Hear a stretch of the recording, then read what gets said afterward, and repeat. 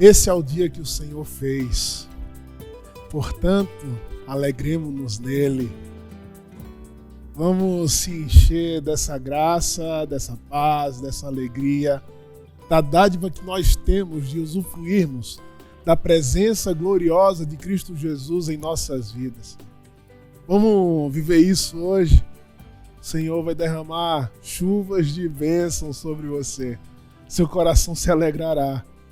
Seu espírito renovará o seu vigor, porque o Senhor vai se encontrar com você no dia de hoje e vai ser maravilhosamente poderoso. Vai ser lindo, como é o reino de Deus. Vamos fazer isso? Vamos viver essa glória? Adore ao Senhor de todo o seu coração. Faça da sua casa um templo de adoração ao Deus vivo nesse exato momento. Não desperdice esse momento. Ele foi preparado especialmente para você. Você é bem-vindo aqui. A casa é sua, pode entrar. Me esvazio de mim. Me esvazio de mim.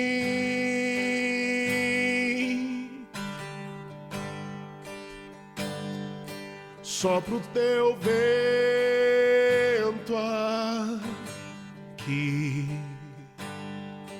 Toma o teu trono, vem reinar. Nós queremos te ouvir. Nós queremos te ouvir. Aleluia. Essa casa é sua casa, nós deixamos ela pra você. Jesus, essa casa é sua casa, nós deixamos ela pra você. Jesus, essa casa é sua casa, nós deixamos ela pra você. Jesus, essa casa é sua casa, nós deixamos ela pra você. Jesus, apareça, que o teu nome cresça, enche esse lugar, enche esse lugar. Apareça, que o teu nome cresça, vem me incendiar, vem me incendiar. Apareça, apareça, que o teu nome cresça, enche esse lugar, enche esse lugar. Apareça, que o teu nome cresça, vem me incendiar, vem me incendiar. Essa casa é sua casa, nós deixamos ela pra você. Jesus, essa casa é sua casa, nós deixamos ela pra você. Jesus, diga isso ao Senhor. Essa casa é sua casa, nós deixamos ela pra você. É tua, Pai. Jesus, Essa casa é sua casa, nós deixamos ela pra você.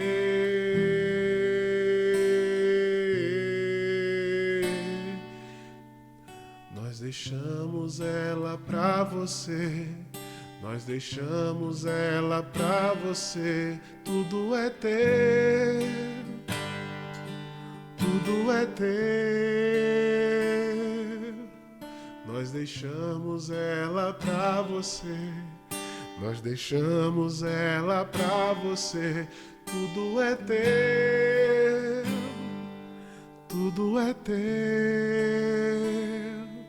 Pai de amor, Deus bendito, Tu és santo e justo e bom. Tu és santo, justo e bom. Pai de amor, Deus bendito, não há outro como Tu, não há outro como Tu. Pai de amor,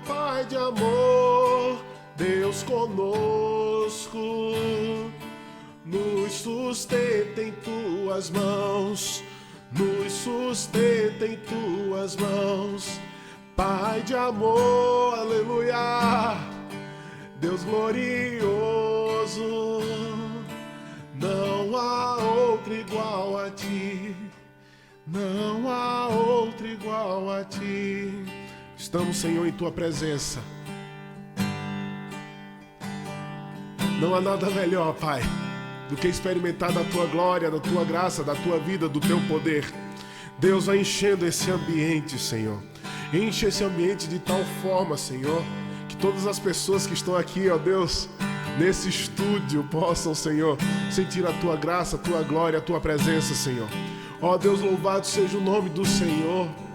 Nosso prazer é Te adorar, Senhor. Nosso prazer é Te louvar, Deus.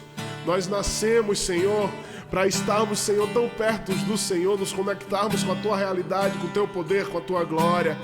Vem nos encher, vem nos tocar. Nós Te amamos, Deus. Nós Te amamos, Deus. Nós Te amamos, Deus. Aleluia. Vem nos encher, vem nos tocar.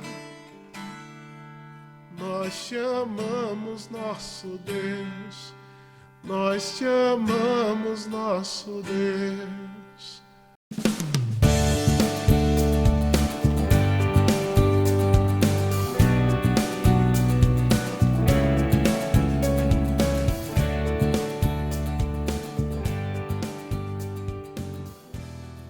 Gente, precisamos sim viver alegria.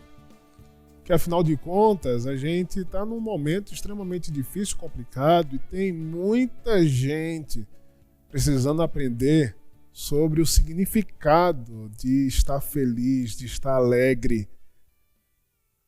E é tão bom a gente olhar para a pessoa de Deus e entender que o coração de Deus é um coração apaixonado pela humanidade, é um coração apaixonado pelas vidas, é um coração apaixonado pelas pessoas. É um coração que amou tanto o mundo, que entregou o seu Filho, para que todo aquele que nele crê não pereça, mas tenha a vida eterna. O coração desse Deus é um coração misericordioso, compassivo, ao mesmo tempo que ele chora a dor da humanidade. Ele é um Deus que se alegra. Ele se alegra nesse momento. E sabe qual é a alegria de Deus? A alegria de Deus é você. A alegria de Deus é encontrar a sua vida. A alegria de Deus é, de alguma maneira, tirar você de caminhos de trevas para caminhos do reino de Deus, para caminhos de luz, para caminhos onde a glória de Deus se apresenta de uma maneira tão perceptível, tão palpável, e vai mudando tudo em nós, vai mudando tudo em nossa casa, vai mudando tudo em nossa família. É assim que Deus é. Ele é o Pai amoroso que faz uma festa por causa do retorno do seu filho perdido. Deus, nesse exato momento, está fazendo uma festa para você. Deus, nesse exato momento, está fazendo uma festa nos céus por causa da sua vida que se volta para Ele. Seja você uma pessoa que esteve totalmente fora da igreja, totalmente nas trevas, perdido, nas garras do diabo. Seja você que está dentro da igreja e que precisa de transformação, que precisa, de alguma maneira, experimentar dessa alegria que vem de Deus. Uma coisa que Deus, Ele rejeita é incredulidade, é você ter um coração ingrato. São aquelas palavras de murmuração. Isso Deus rejeita. Mas quando Deus encontra alguém feliz, é sinônimo que essa pessoa ela está cheia de Deus. Ela está cheia do Espírito Santo de Deus. E assim era o apóstolo Paulo. E por isso que ele escreveu Filipenses. Paulo era um homem cheio de alegria. Paulo era um homem cheio do Espírito Santo. E ele conseguia passar por todas essas situações adversas e ainda assim permanecer alegre e feliz. Capítulo 2, ele vai mostrar para a gente um pouco mais do motivo da sua alegria. Diz o texto: se há, pois, alguma exortação em Cristo, alguma consolação de amor, alguma comunhão do Espírito, se há entranhados afetos e misericórdias, completai a minha alegria, de modo que penseis a mesma coisa, tenhais o mesmo amor, sejais unidos de alma, tendo o mesmo sentimento. Nada façais por partidarismo ou vanglória, mas por humildade, considerando cada um os outros superiores a si mesmo. Não tenha cada um em vista o que é propriamente seu, senão também cada qual que é dos outros. Tende em vós o mesmo sentimento que houve também em Cristo Jesus. Pois ele, subsistindo em forma de Deus, não julgou como usurpação o ser igual a Deus, antes a si mesmo se esvaziou, assumindo a forma de servo, tornando-se em semelhança de homens e reconhecido em figura humana. A si mesmo se humilhou, tornando-se obediente até a morte, e morte de cruz. Pelo que também Deus o exaltou sobremaneira e lhe deu o nome que está acima de todo nome, para que ao nome de Jesus se dobre todo o joelho nos céus, na terra e debaixo da terra, e toda língua confesse que Jesus Cristo é o Senhor, para a glória de Deus Pai. O que é que poderia, assim, deixar o apóstolo Paulo feliz? Ele começa a sua argumentação tratando de questões que deveriam, sim, estar presentes na vida da igreja. Algumas coisas que deveriam, sim, de alguma maneira, fazer com que esse povo pudesse viver amplamente o significado das dimensões espirituais de Cristo Jesus em meio à igreja. E ele fala que é o amor. E é interessante a gente olhar para essa perspectiva do amor. Por quê? Porque, afinal de contas, o apóstolo Paulo, ele mostra que o fruto do Espírito é o amor. E quais são essas características do amor? O amor é paciente, o amor é benigno, o amor é alegre, o amor traz paz. O amor, ele tem domínio próprio, o amor tem bondade. O amor, ele tem fidelidade. O amor é gentil. Por isso que o fruto do Espírito é o amor. Esse amor deveria fazer parte, sim, da igreja de Filipos, e não só apenas da igreja de Filipos, que poderia, porventura, estar passando por problemas de divisão, partidarismo, como a gente vai compartilhar aqui, como é um dos temas que Paulo compartilha em relação à doutrina judaizante, a elementos judeus que, porventura, quisessem retirar do povo o evangelho, retirar do povo aquela palavra que foi pregada, dividir as pessoas, porque, afinal de contas, a cultura judaica carrega de maneira muito forte, muito presente, elementos muito antigos, os quais Jesus ele transforma a partir da sua vinda, os quais Jesus ele modifica através da sua vinda. Porém, alguns cristãos judaizantes queriam impor perspectivas culturais e não princípios bíblicos baseados na graça de Jesus que veio sobre os demais irmãos, os irmãos das igrejas gentílicas, que não tinham tanta relação com a cultura judaica. Então, ao invés de viver um partidarismo, uma divisão, um desamor por causa dessas pequenas coisas que trariam divisão dentro dessa igreja, o apóstolo Paulo diz: existe algo em vocês que fazem com que vocês caminhem de maneira diferente. É uma característica única do povo de Deus. E essa característica única se chama amor. Se há exortação em Cristo, ou seja, algo que traga alegria, algo que traga encorajamento, se há alguma consolação no Espírito, ou seja, aquilo que traz conforto, se em vocês há entranhados afetos e misericórdia, e aqui ele faz um jogo de palavras que tem a ver com o coração, se nas entranhas de vocês têm amor de um para com os outros, eu peço que vocês tomem uma atitude de unidade. Completai a minha alegria, diz o verso 2, de modo que penseis a mesma coisa, tenhais o mesmo amor, sejais unidos de alma, tendo o mesmo sentimento, nada façais por partidarismo.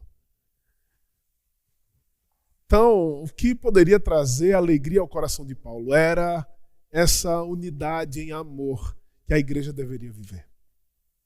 E é interessante quando a gente olha para o princípio cristão, que o princípio cristão ele não estabelece pessoas mais especiais do que outras, ele não estabelece hierarquias, ele não estabelece de alguma maneira, o privilégio de alguns em detrimento dos outros. Pelo contrário, ele nivela todo mundo. Todos pecaram e carecem da glória de Deus. Todo mundo pecou. Nivelado todo mundo. Todos nós somos povo de Deus. Vós, porém, sois raça eleita. Quem é vós? Todos nós. Sacerdócio real. Quem são sacerdotes? Todos somos sacerdotes. Nação santa. Quem é nação santa? Todos somos nação santa. Povo de propriedade exclusiva de Deus. Somos nós.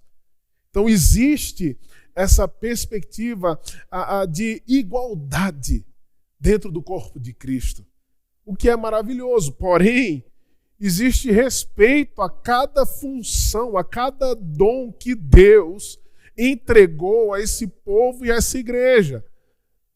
Obviamente, dentro de uma comunidade é necessário haver representantes, pastores, apóstolos, missionários.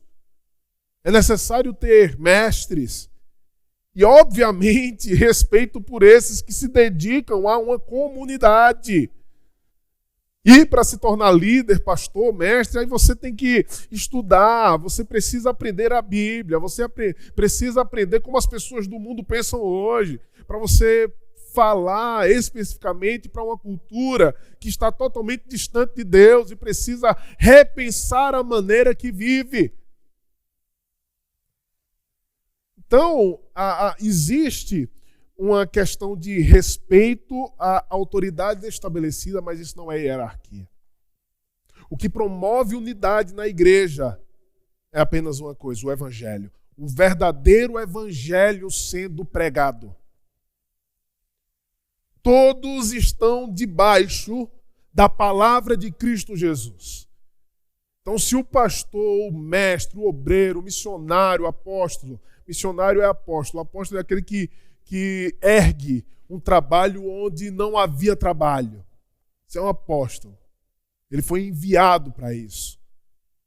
Então, essas pessoas, elas estão submissas ao evangelho. Se eles estão pregando um outro evangelho, se começou a pregar o evangelho da prosperidade, se começou a pregar apenas cura e não o evangelho que chama ao arrependimento, se começou a pregar apenas uma questão meramente de gerenciamento pessoal, né? Uma questão meramente um aperfeiçoamento seu próprio e não uma transformação real que chama ao arrependimento, né? Apenas um coaching gospel. Se passou para isso, tá errado. Alguma coisa está errada. É preciso mudar. É necessário essa transformação. Alguma coisa está errada. Então, se algo está, de alguma maneira, errado, aí a gente se volta para a palavra de Deus, e se voltando para a palavra de Deus, nós convidamos aquela pessoa e compartilhamos esse evangelho e apontamos para aquele que é maior dentro do corpo, que é Cristo Jesus. E nisso reside a nossa unidade. Nisso reside aquilo que é essencial. Nós não podemos brigar pelos essenciais. Os essenciais nos usem. E o que são esses essenciais? A palavra de Deus, somente Cristo, a fé em Cristo, a fé na obra redentiva de Cristo Jesus. A glória pertence apenas ao Deus Criador de todas as coisas. E quinto, a graça de Deus é que nos faz viver tudo aquilo que nós vivemos na nossa vida cristã. Esses 5 aspectos nos unem e nos fazem, se em meio à diversidade cultural que existe dentro da Igreja de Cristo, nós vivermos essa alegria da unidade, porque nós celebramos o único só Senhor. Nós celebramos um único batismo, nós só temos um batismo. Nós só temos uma ceia. Nós só temos uma fé. E podemos sim termos uma série de questões diversas que não corrompem ou pervertem aquilo que é essencial. Nós somos unidos por esses essenciais. Essa unidade deve ser celebrada. Por quê? Porque é bonita. Na igreja vem pessoas de todas as raças, orientais, negros, descendentes de europeu, descendentes de índio. Afinal de contas, como o texto apresenta, todos os povos e todas as línguas exaltarão a Cristo. Imagina isso de maneira tão bonita. Os africanos com seus tambores louvando ao Deus Criador de todas as coisas. Imagina isso de maneira tão poderosa e magnífica. Os asiáticos louvando a Deus com os seus pratos. Sabe, aqueles pratos grandes, né, que dão uma sonoridade tão diferenciada. Imagina isso. Imagina os americanos trazendo o funk para louvar a Deus e os brasileiros trazendo a bolsa nova. Essa diversidade cultural é maravilhosa dentro da igreja. Isso é o povo de Deus. Nordestino ou sulista. Isso é o povo de Deus. Essa diversidade é maravilhosa e é bonita e é respeitada. Mas o princípio que nos une, essa unidade, não pode ser quebrado. Por isso que, se você anda em divisão hoje por causa de ideologias políticas, se você briga com seu pastor por causa de ideologia política, ou se você como pastor briga dentro da igreja por causa de ideologia política, você está dividindo a igreja, você está sendo instrumento do diabo. Nós devemos sim nos envolver politicamente, sim. Dentro de uma perspectiva cristã de envolvimento político, sim. Mas isso não implica necessariamente numa briga partidária dentro do corpo de Cristo. Isso está errado. Não é assim que Cristo se move. O reino de Deus é outro. Nós lutamos pela nossa sociedade como cidadãos. Mas a nossa verdadeira luta é contra principados e potestades, contra os príncipes dominadores desse mundo tenebroso, o qual Deus já nos deu a vitória em Cristo Jesus. Então, entenda isso. Nós vivemos essa diversidade cultural, nós vivemos todas essas perspectivas musicais, culturais, essas perspectivas de culinária também. Na minha igreja a gente sempre serve alguma coisa. Isso é bonito. Diversidade, unidade. E só é possível na pessoa de Cristo. Só é possível quando se tem verdade. Se não se tem verdade, se não se tem esse apoio, o que nos resta é apenas um pluralismo extenuante e extremamente abusivo contra qualquer um que diz assim, não, é necessário a gente pontuar o que é certo e errado. Então, unidade e diversidade só é possível dentro da igreja, só é possível dentro do evangelho. A segunda coisa que o apóstolo Paulo põe sobre o motivo de alegria é nós conseguirmos viver dentro do corpo de Cristo com humildade, não com vanglória.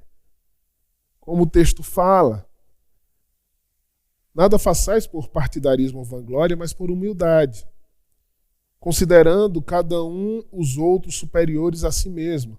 Não tenha cada um em vista o que é propriamente seu, senão também cada qual o que é dos outros. E aí, a partir daí, ele dá o exemplo de Cristo. Tendo em vós o mesmo sentimento que houve também em Cristo Jesus. Pois ele, subsistindo em forma de Deus, não julgou como usurpação o ser igual a Deus.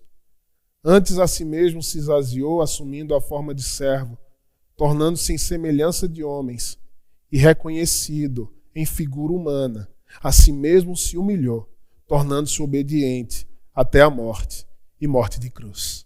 Sabe o que acontece dentro da igreja? Quando a gente vive essa humildade, nós não vamos nos colocar diante dos outros a partir dos títulos acadêmicos que nós temos ou a partir da conta bancária que nós possuímos, a partir da classe social ou a partir de uma perspectiva racial. Quando nós vivemos o verdadeiro evangelho e essa perspectiva de Cristo Jesus em nós, nós queremos ser igual a Ele. E existe gente mais humilde do que Jesus? Existe gente mais disposta a abrir mão de sua posição do que Cristo Jesus? Na igreja é um lugar onde todo mundo é servo. Porque Cristo Jesus foi servo. Aquele que era Deus, ele se humilhou, a kenosis de Cristo, como fala a teologia, a humilhação de Cristo. Ele se esvaziou de toda aquela posição que ele tinha antes da sua encarnação, diante de Deus Pai. Ele se esvaziou, assumindo a forma de homem, o que é extremamente inefável, inexplicável, de difícil compreensão. Como pode o Deus Criador, aquele que estava no princípio da criação, se esvaziar, se humilhar de tudo aquilo que ele viveu? Como pode o Deus Criador se esvaziar da posição que ele tinha? Isso é inexplicável. Deus convivendo como nós. Isso é inexplicável. Deus passando as necessidades humanas que nós passamos. Mas mais do que isso, ele não apenas se tornou homem, mas ele se tornou um homem simples, pobre.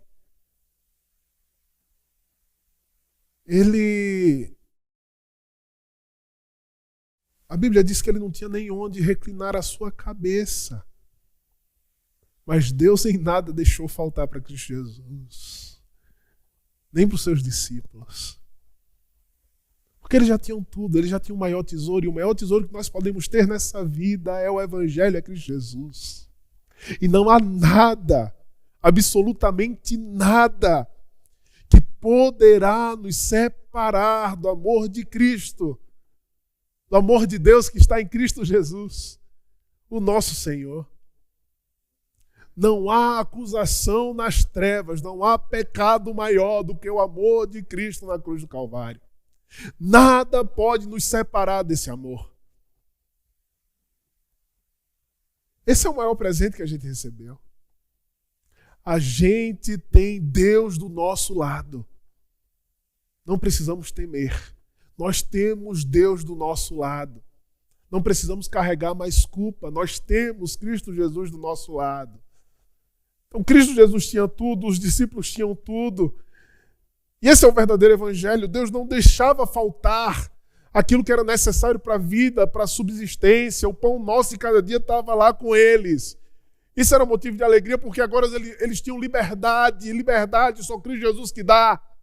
Eles não viviam mais nas prisões da religião, nas prisões do inferno. Eles tinham liberdade que Cristo Jesus podia dar. Eles não viviam mais presos às pessoas, às ameaças. Por quê? Porque Cristo Jesus provia essa liberdade. É o maior presente que nós temos. Mas imagina o Criador de todas as coisas se colocando como homem simples, como um homem humilde. E tomando uma posição de servo. Ele tomou uma posição de servo. De tal maneira que ele lavava aos pés dos seus discípulos. Essa imagem é fabulosa. O doulos, o servo dos servos, o menor dos servos.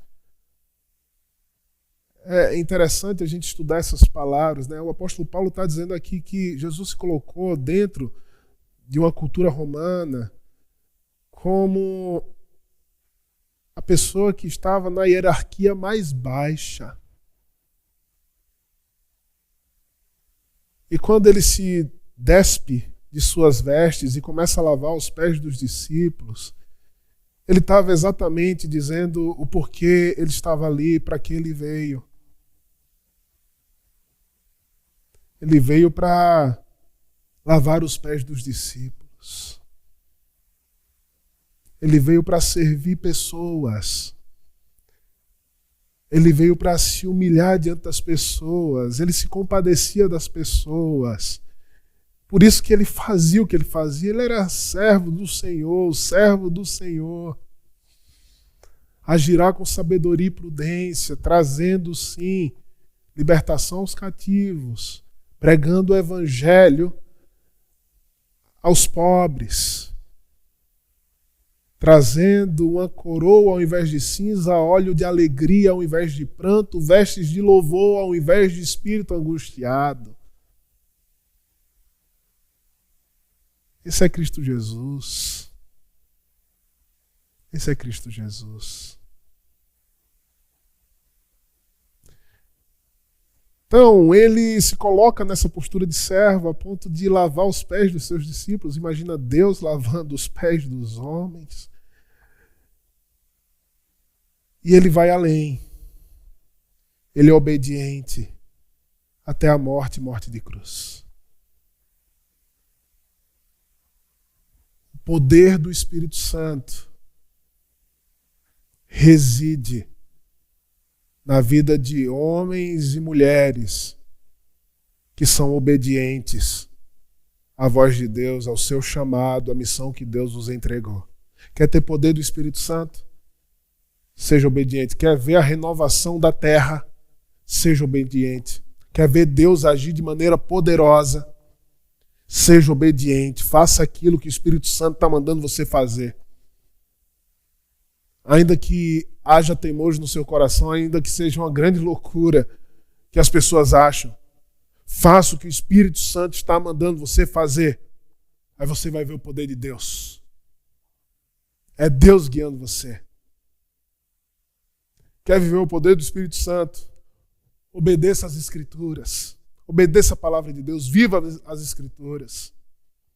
Cristo foi obediente até a morte e morte de cruz.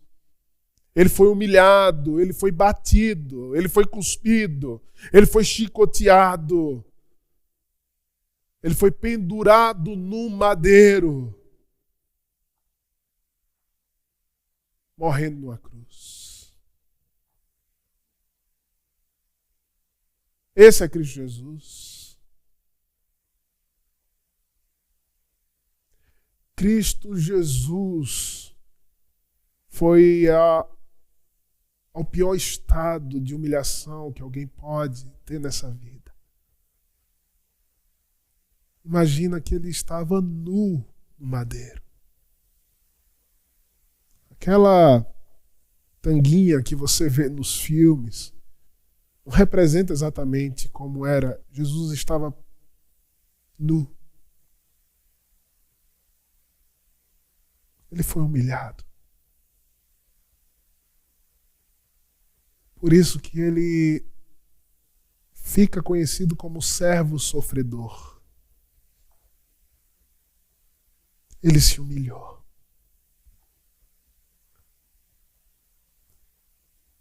E como servo sofredor, ele pôde sim fazer a maior obra de redenção conhecida na história da humanidade. Que exemplo, que exemplo. E é esse exemplo que nós somos convidados a seguir. É esse exemplo que nós somos convidados a ter como modelo. É Cristo Jesus. Tenha humildade. Se humilhe diante do Senhor. Se humilhe diante das pessoas, seja o primeiro que lava os pés uns dos outros, seja o primeiro que serve, seja o primeiro que, de alguma maneira, dá lugar ao outro, considere o outro superior a você mesmo. A hierarquia é a palavra, são os princípios da Bíblia, é o Evangelho. Todos os outros são servos, servos do Deus vivo. E esse Cristo Jesus, por fazer o que ele fez, recebe aquilo que nenhum outro homem, nenhum outro poder, nenhuma outra pessoa receberá. Ele recebe toda a glória de Deus. Pelo que também Deus o exaltou sobremaneira e lhe deu o nome que está acima de todo nome, para que ao nome de Jesus se dobre todo o joelho nos céus, na terra e debaixo da terra, e toda língua confesse que Cristo é Senhor, para a glória de Deus Pai. Aqui reside, sim, o mistério de Deus. Cristo Jesus, ele se humilhou e fez, sim, o sacrifício definitivo para restaurar à humanidade a sua posição inicial, a sua posição de filhos e filhas de família de Deus. Ele fez aquilo que nenhum outro poderia fazer por mim e por você. Ele morre na cruz. Aqui é um hino de exaltação à obra redentiva de Cristo Jesus, o servo sofredor que veio, se humilhou e morreu na cruz do Calvário para nos trazer vida, para nos livrar da morte e do inferno, para fazer com que nós possamos sim viver novamente a realidade de Deus em nossas vidas, para nos fazer andar em novidade de vida. Saiba você que não há poder maior do que a cruz de Jesus. Não há pecado maior do que a cruz de Jesus. Não há força maior do que a força que vem, o poder que vem da obra redentiva de Cristo Jesus na cruz do Calvário. Por isso que ele ressuscitou, o preço pelo pecado, a morte que era fadada a nós foi morta em Cristo Jesus. Todo o domínio do inferno contra nós foi morto em Cristo Jesus. Não há mais armas poderosas contra nós, porque Cristo Jesus morreu na cruz por nós, destituindo, despindo toda arma que era forjada contra nós. Nós temos o Evangelho, nós temos Cristo Jesus. Tome posse desse Evangelho, tome posse de Cristo Jesus. Ah, meus queridos, esse nome, e diante desse nome, o Cristo ressurreto, o Senhor do universo, o Deus Criador de todas as coisas, diante dele se curva homens, mulheres, presidentes, reis, juízes, demônios, anjos, todos aqueles que respiram, todos aqueles que têm consciência, se curvam diante daquele que é Senhor dos senhores, Rei dos reis, o Deus Todo-Poderoso, o dono desse mundo. Porque se existe um príncipe que reina nesse mundo, existe um rei que é dono. E esse reino é dele, esse reino chegou, e esse reino jamais terá fim. A alegria das nações, a alegria de todos os povos. E como é que esse evangelho se manifesta, irmãos? No nosso amor de um para com os outros. Na nossa humildade. No nosso respeito pelo outro. Não com picuinha, não com briga, onde tem divisão, presta atenção. Tem diabo no meio. Deus quer trazer unidade para a igreja nesse tempo. Porque grandes batalhas a igreja de Cristo Jesus enfrentará nos próximos anos. Ele quer trazer unidade. Ele está trazendo unidade. E não é apenas uma unidade de propósito e de missão. É de coração. Ternos afetos de misericórdia. Aquilo que nos move de fato. Um amor real. E o mundo saberá que verdadeiramente somos discípulos de Jesus. Quer viver alegria? Busque essa unidade. Para buscar essa unidade, renuncie a algumas coisas por amor ao outro. Tenha paz uns com os outros. Seja humilde. Vamos viver isso? Vamos viver isso no Evangelho? Queria chamar você a orar nesse momento, se colocar diante do Senhor e dizer: Senhor, eu quero ser instrumento do Senhor para a tua glória, para manifestar ao teu mundo, ao mundo, a tua salvação. Me usa, Pai, Me usa, Senhor, para a glória do teu nome. Me dá amor para com meu irmão. Me faz viver essa humildade, essa unidade, esse poder do Evangelho na minha vida, à medida que eu sirvo as outras pessoas. No nome de Jesus. Amém. Amém. Que a graça do nosso Senhor Jesus Cristo, que o amor de Deus nosso Pai, que a vida e a alegria do Espírito Santo de Deus esteja sobre você hoje e sempre. Amém. Deus te abençoe. Um ótimo início de semana. Tenha uma semana gloriosa e alegre na presença do Senhor. Até domingo que vem.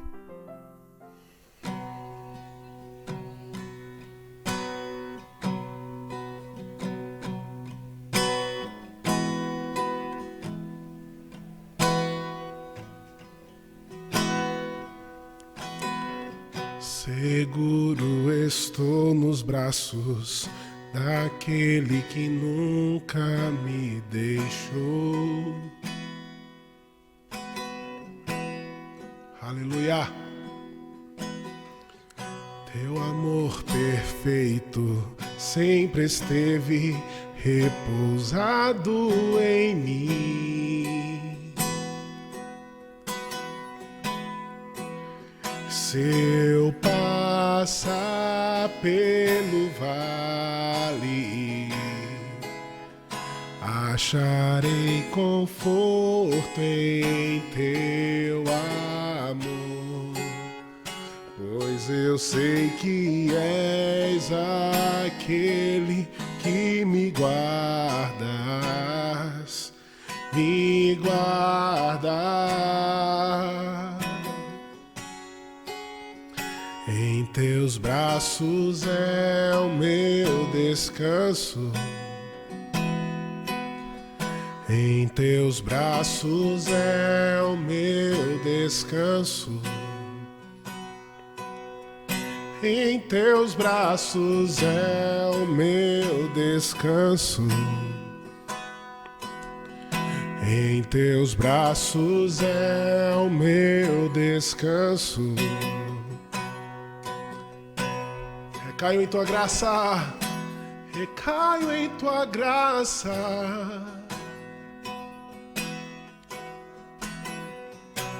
Recaio de novo em tuas mãos, recaio em tua graça.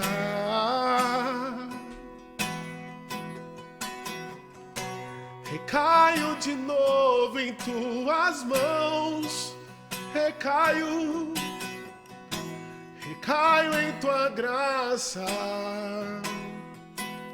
Aleluia! Recaio de novo em tuas mãos, recaio em tua graça.